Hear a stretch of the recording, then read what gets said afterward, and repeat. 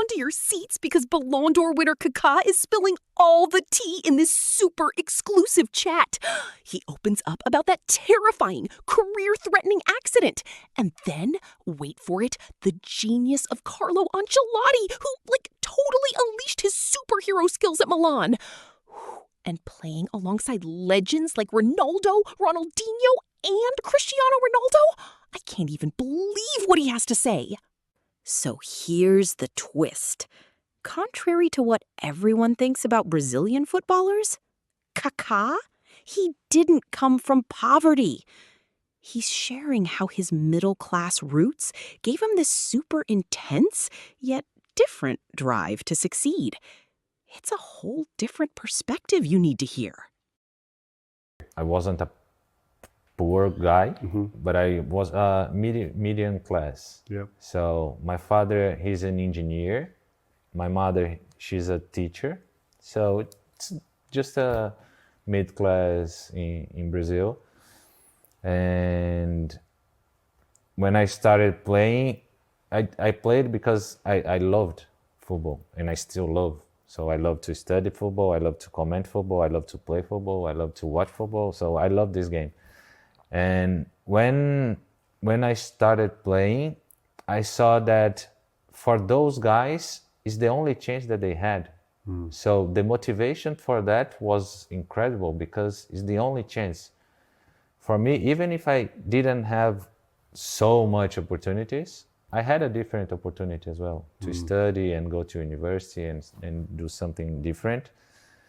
But the fact that I loved too much football, I said, no, I have to equal my motivation with them because I want to be a professional football player one day. So I tried so hard, and at the end it was good.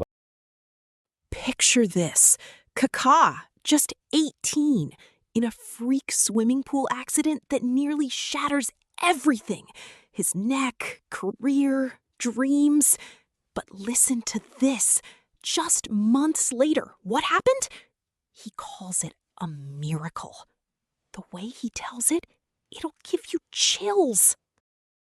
When I was 18, I had this incredible accident in a swimming pool. So I hit my head on the swimming pool. On the bottom of the swimming pool. Wow. And my neck turned a little bit, and I broke my neck. Wow. It was really important, that process for me, because it happened in October of 2000.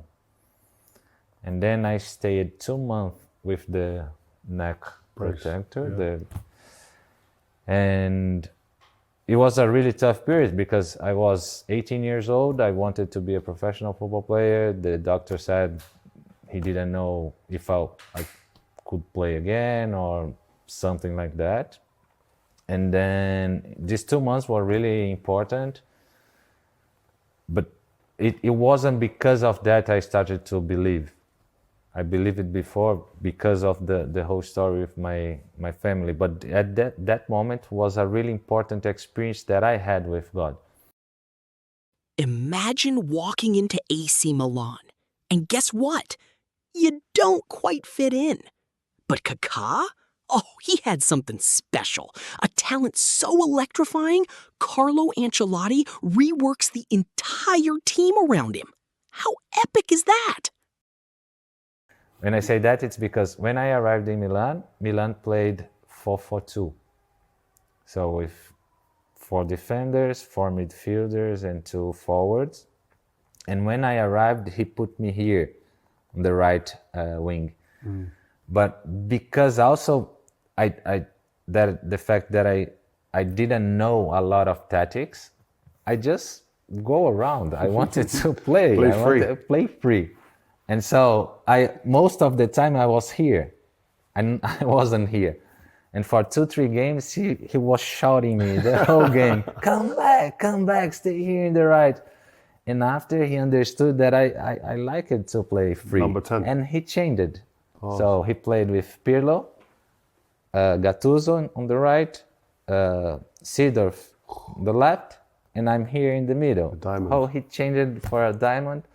And so he understood that position will be better for me and for the team. And Now, here's a shocker. Winning the Ballon d'Or? Not even on Kaká's dream list. He talks about these humble ambitions and this deep philosophy that propelled him to the absolute top, becoming the best in the world. Simply incredible. so I had a dream in my career, in my life, as a young kid, to become a football player for São Paulo, to play for the first team, and to wear the Brazilian national team for once. That was my dream. So I wanted to be a São Paulo professional player, and if I play one game with the national team, I'm happy. So of course, after that, the targets will change, but I never had this dream as a young kid to be the best player of the world or to win the Ballon d'Or. So it's just happened. And so, of course, in 2005, 2006, that everybody started to say that I was in the fighting for that. So, maybe one day could be a target. But I never had a target that I couldn't control. And Ballon d'Or and the best player of the world or something like that, you cannot control. So I try always to control the process that I could have or take, and then I leave the result towards God. Ever wondered what it's like to play alongside Cristiano Ronaldo? Kaka gives us the scoop on CR7's mind-blowing mindset. His obsessive drive wasn't just motivation, it was pure inspiration while at Real Madrid.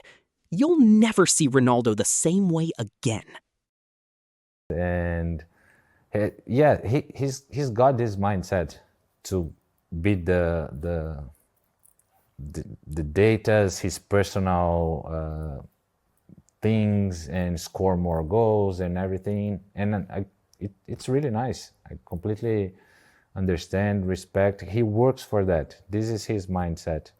It's just a different way to think. For me, things just happening.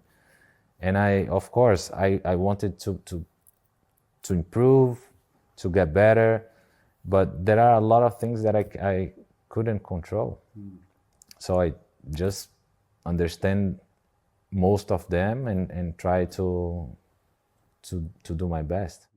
Did his attitude kind of rub off on other players at Madrid? The way he was so obsessed with working hard and having crazy kind of like objectives. He was also an inspiration, because when you see a player like him playing and working hard, it's really nice to have this kind of players in your group. And of course, he solved a lot of problems for us. Shh, let me take you back to 2007, Champions League night. Kaka single-handedly just rips Manchester United apart. He looks back on that night and talks about the goal he dubs the most beautiful of his entire career. You won't want to miss this epic recount.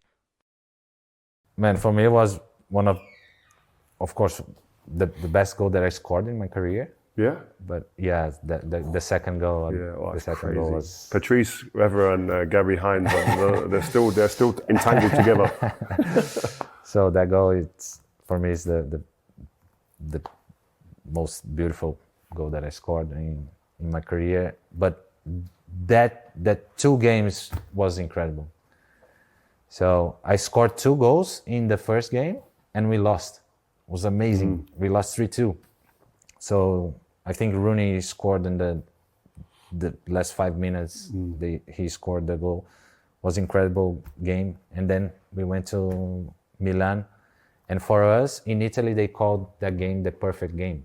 So The one in Milan. La partita perfetta. See, the perfect game. We won 3-0, and for us was incredible. So imagine this. A young 20-year-old Kaká at his very first World Cup. He sits at breakfast, and right in front of him, his video game heroes come to life. Pure magic. A surreal jaw-dropping moment he'll never forget. The first time that I met them, it wasn't the last called up for the World Cup. When we started the pre-World Cup in Barcelona. So I flew from São Paulo to Barcelona. Then when I wake up in Barcelona, I was in the breakfast and just start to come these guys. So Ronaldo, Ronaldinho, Rivaldo, Roberto Carlos, Cafu, Lucio, Emerson. So the first time that I was meeting those guys. So for me was, man, I was playing a video game with those guys yesterday in Brazil, and now I'm sitting with them having breakfast here, and we are gonna play a World Cup. So for me it was really, really nice to have them run. It's tough. At Real Madrid, Kaká dealt with relentless injuries, a hard-to-please coach, and being labeled a failure by the media. He dives deep into the identity crisis he faced and shares the ultimate life lesson he came away with. Truly profound. Time to play, more continuity. And at the same time, I was this personal issue with identity, who I am. I'm the best player of the world, or I'm one of the worst acquisition of Real Madrid in the last years. So you was thinking this? I was thinking that because, and who I am. And then faith was really important for me at the period too, because I really understood that I'm not the best player in the world, and I'm not the one of the worst acquisition of Real Madrid. I'm the son of God. My identity went towards the faith. I'm just the son of God. God loves me in every situation, in every moment. If I performed really well here in Milan, it was really good. It's just a period of my life that I could perform well, and God blessed me here.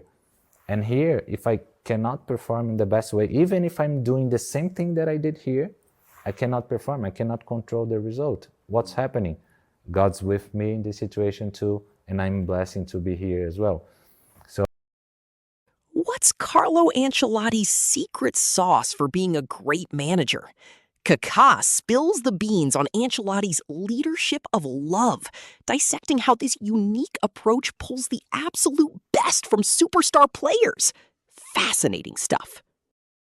There is the opposite, it's leading by love. So I think Ancelotti, he's leading by love. So he's like this father. He tries to make everybody happy. But when we talk about that, sometimes we forgot that he's really good to understand the game too. The tactics and the systems and to see the game and everything. He's really good. But he's really, really, really good to manage people.